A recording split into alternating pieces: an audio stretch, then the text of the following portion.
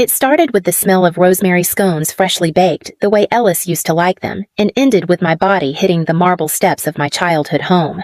I stood in the grand foyer of the Weiler estate, clutching the last suitcase I dared to pack. My grandfather had left this house the company and every cent of his $12 million inheritance to me. His will was clear, but clarity meant nothing to people who believed they could reshape the truth to fit their entitlement. "Put it down!" My mother snapped her stilettos, clicking across the polished floor. Genevieve Weiler hadn't touched a scone or a truth in over a decade. "You're not taking that with you. These are my personal belongings," I said quietly, fingers tightening around the handle. "This house and everything in it is contested," my father said, appearing beside her.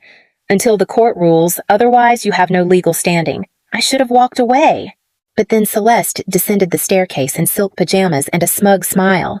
"Going somewhere, Callie." I didn't answer. I turned, stepping toward the door. "Don't you dare walk away from us, you ungrateful brat!" Genevieve screamed. Before I could respond, my father lunged. His hand fisted my hair. Jerking my head back with such force, I saw white. Then everything moved too fast. I was dragged down the hallway, my heels scraping the floor until I hit the first stair. Then the second. Then all of them. I didn't cry out. Not once.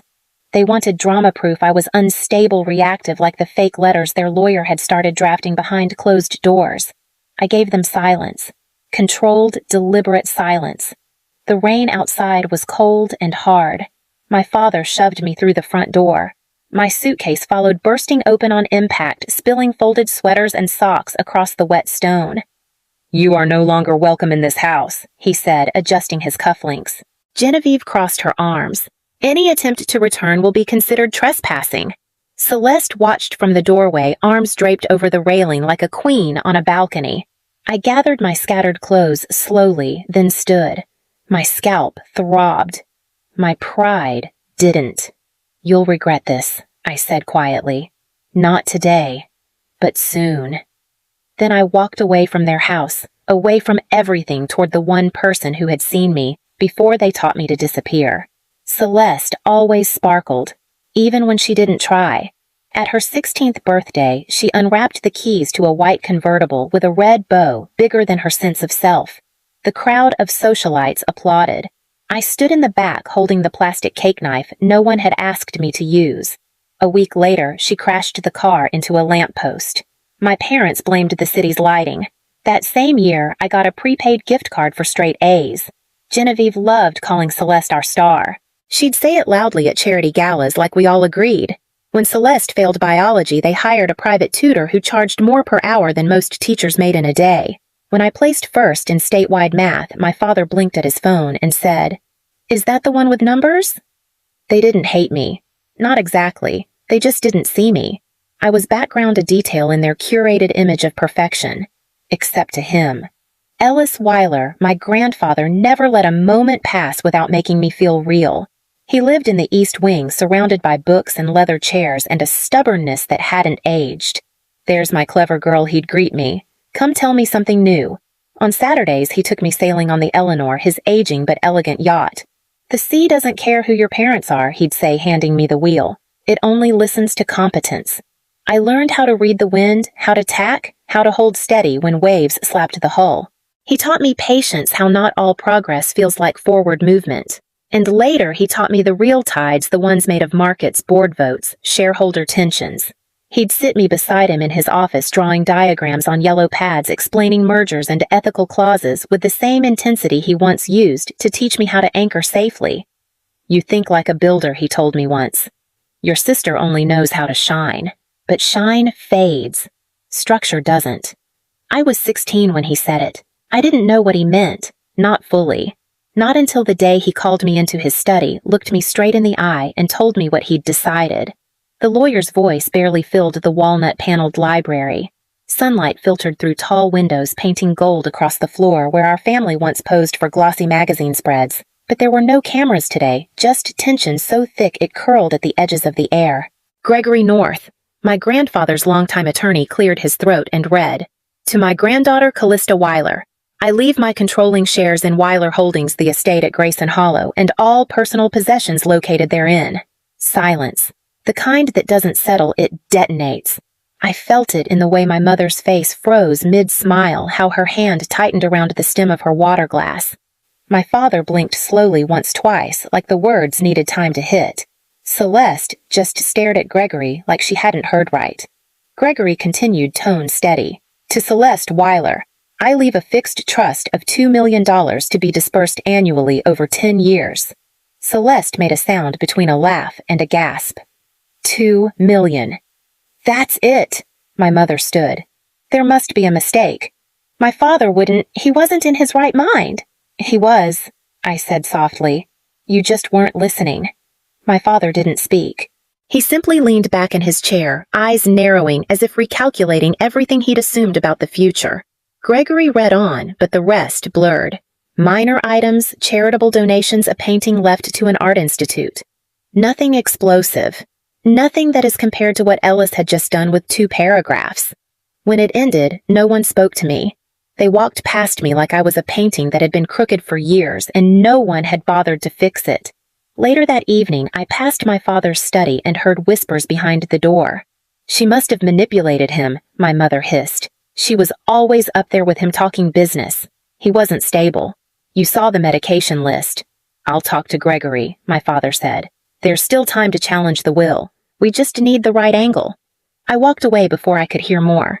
Upstairs, I opened Ellis's notebook, the one he told me to keep. Inside the front cover in his neat block letters, he'd written, "If they come for you, they've already lost. Just hold the line." It started small. A hallway light left off when it had always been on. A staff member avoiding my eyes. My mother's perfume lingering in the east wing where she never used to go. Then the code to my office was changed. I asked Peterson the butler if he knew anything. He gave a stiff smile and said, "Your father asked for additional security."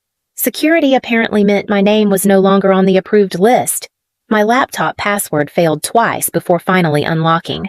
When it did, several folders were missing, folders Ellis had labeled transition planning and board contingencies.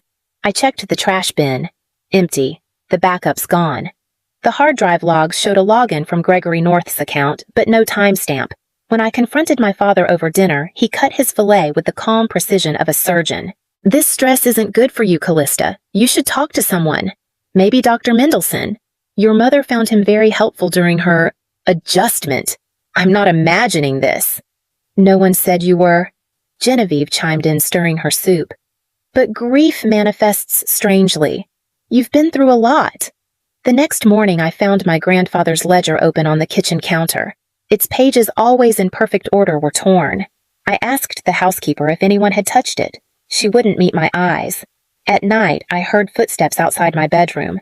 Too slow for staff, too deliberate to ignore. When I opened the door, the hallway was always empty. I started locking my door. Then I noticed the lock had been scratched. The final straw came when I walked into the estate's legal room and found Gregory photocopying Ellis's medical records. "Just organizing the file transfers," he said with a practiced smile. "They belong in my possession." He shrugged. "Your father requested copies for estate review." That evening, I returned to my room to find a small envelope on my pillow. Inside was a single folded page, a copy of a prescription note dated 2 months before Ellis's death, scribbled with vague concerns about mental fatigue. At the bottom, someone had underlined "monitor for signs of undue influence." In handwriting that wasn't the doctor's. I sat on the edge of my bed, opened Ellis's notebook, and underlined his words. Just hold the line. I didn't realize until then how far they were willing to go. The call came mid-morning. Family meeting, dining room, now. Peterson's voice on the intercom was clipped formal like he'd practiced detachment. I knew before I entered the room that it wasn't a meeting. Genevieve sat at the head of the table, arms folded, her pearls sitting stiff against her throat. Roland stood beside her, not even pretending to be neutral. Celeste lounged in a chair near the window, scrolling her phone, like the outcome didn't matter because she already knew it. Gregory was there too, briefcase closed, notepad blank. "We filed a formal stay on the transfer of assets," my father began. "Given the circumstances surrounding Ellis's health in his final months, it's best that control remain in our hands temporarily." "And the court?" I asked. Genevieve smiled. sympathetic to our concerns. And until it's resolved, it's no longer appropriate for you to remain in the house." My chest tightened. "You're kicking me out." "You're free to go anywhere you like," Gregory said, tone soft as poison. "But the estate is under protection." "For now." "You have until this afternoon," Roland added, already done with the conversation. I went upstairs, packed quickly, only essentials. But when I tried to leave, my mother stood at the doorway of my room. "You're not taking anything that doesn't belong to you," she said, eyes narrowed. "These are my clothes. Everything in this house is now contested." I kept packing. She called for Roland. He didn't argue. He grabbed the suitcase handle. I held on. Then he grabbed my hair. I didn't scream, just braced as he yanked me across the floor down the stairs, my scalp-burning shoulders slamming into each step. Celeste watched silent.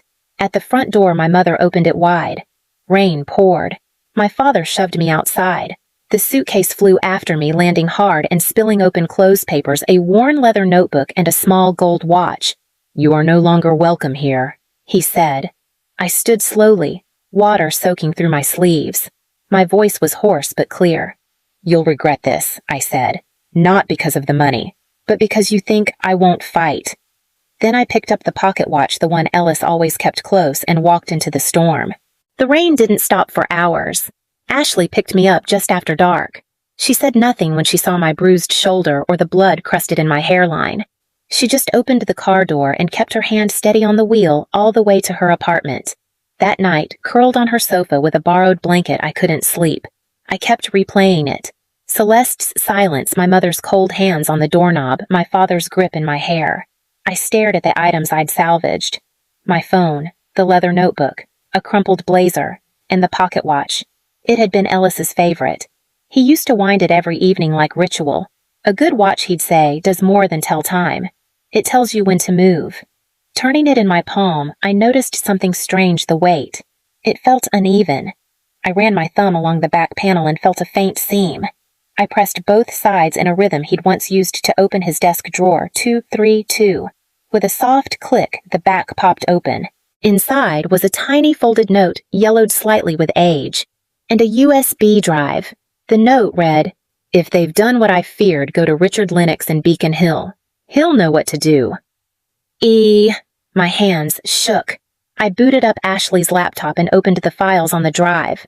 There were scans of Ellis's medical evaluations, clear, consistent, all-affirming mental clarity. Audio recordings of business discussions, my voice, his strategizing mergers, dissecting board dynamics. He hadn't just taught me. He'd documented everything. There were spreadsheets too, ledgers tied to accounts I'd never seen. Some domestic, some offshore. One folder labeled Emergency Funds, CW. Ashley came in with tea. "That from your grandfather." I nodded. He didn't just trust me. He knew this was coming, and he hadn't left me defenseless. The next morning, I booked a one-way ticket to Boston. Richard Lennox's office was listed on a document marked Last Contingency. I sent him a single email. "Ellis Weiler said you'd know what to do. CW. 3 hours later, he replied, "Come immediately. You're not alone in this." I closed the laptop and finally exhaled. There was still a war coming, but at least now I had a map. Richard Lennox greeted me with a firm handshake and a locked file cabinet full of secrets. He hadn't worked with Ellis in years, but their friendship had never waned. He came to me the day after his diagnosis, Richard said, pulling out a folder marked in my grandfather's handwriting. Said he didn't trust the family anymore except you. He introduced me to Maribel Crane, an estate litigation attorney who didn't flinch when I explained how my father had dragged me by the hair down the stairs. She only asked, "Do you have documentation?" I handed her the USB. By that night, we had a strategy. Over the following week, Richard's team sifted through account logs, emails, audio files, and board minutes. Maribel filed preliminary paperwork for an emergency injunction, and I stayed quiet, tucked away in a guest room above Richard's garage, watching the whole rotten structure begin to shake. The first crack appeared in a set of payment records from Weiler Holdings. Hundreds of thousands funneled into a shell corporation, AV Solutions, disguised as a consulting firm. But AV had no real staff, no offices, no paper trail, just one beneficiary, Celeste Weiler. Maribel tracked the funds. $500,000 transferred within 3 months of Ellis's death, coinciding with Celeste's sudden disappearance to Europe. But casino records from Atlantic City and Vegas told another story. She hadn't traveled abroad. She'd gambled away nearly everything. "Your sister's not just complicit," Maribel said. "She's a liability they had to cover." Next came the forged documents. A digital signature on a medical note supposedly authored by Ellis's physician, a signature verified as falsified. The file metadata revealed the document had been created on Gregory North's work laptop 2 weeks after Ellis's death.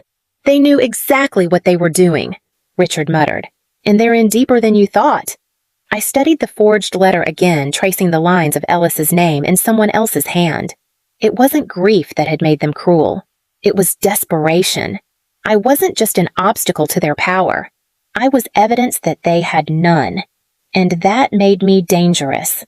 The last file I opened was labeled Board Ethics, Emergency Review.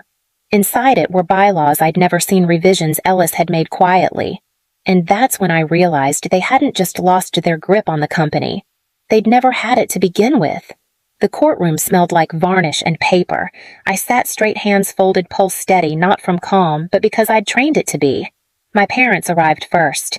Genevieve wore navy pearls and the expression of a woman who still thought charm could rewrite facts. Roland flanked her like a shield. Celeste sat behind them, eyes low, lips pressed shut. They didn't look at me. Not once.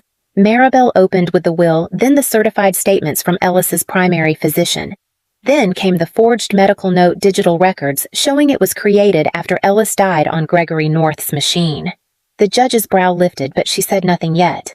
Then came the recordings, Ellis discussing the company with me in sharp, clear detail. In one, he said plainly, "Callista's the only one I trust with this legacy. She doesn't posture. She plans." A pause passed like a held breath. Then Peterson took the stand. "I saw Mr. Weiler dragged her by the hair," he said softly. "I should have spoken sooner, but I'm speaking now." The final blow was the video Ellis had recorded himself. In it, he looked into the camera and said, "If you're watching this, it means they tried to undo my choice. They may rewrite paper, but they can't rewrite my intent." The silence that followed was thick and absolute. Judge Morales ruled swiftly. The will would be upheld. The assets returned. Criminal referrals issued. Genevieve's jaw dropped. Roland turned red. Gregory paled. I didn't cry. I didn't smile. I simply stood as the judge said my name. "Miss Weiler, you are now the sole controlling stakeholder of Weiler Holdings and rightful owner of the Grayson Hollow estate." The gavel dropped. I nodded once. And then I walked out, not alone, but finally seen. The papers were delivered the next morning. 30 days. No extensions. They could take their personal belongings, but nothing Ellis had willed to me. I returned to the estate alone, walking through rooms that once shrunk around me. Now they were mine, silent, but no longer suffocating. The staff avoided my eyes, unsure where their loyalties stood. I didn't blame them. Genevieve called 3 times. I didn't answer. Roland sent a single email. "This is beneath you." I marked it unread. But Celeste, she came in person. She waited at the gates. No driver, no entourage, just a slim box in her hands. "I'm not here to ask for anything," she said, "just to give you this." Inside the box were Ellis's cufflinks, the gold ones with the sailboat etching. "Dad sold them," she admitted. "I bought them back. I didn't thank her. But I didn't send her away either." We stood on the front steps, a long silence stretching between us. "I didn't know how to stop them," she said quietly. "I think you did," I replied. She nodded once and left without asking to come in. That night, I placed the cufflinks in Ellis's study drawer and locked the door.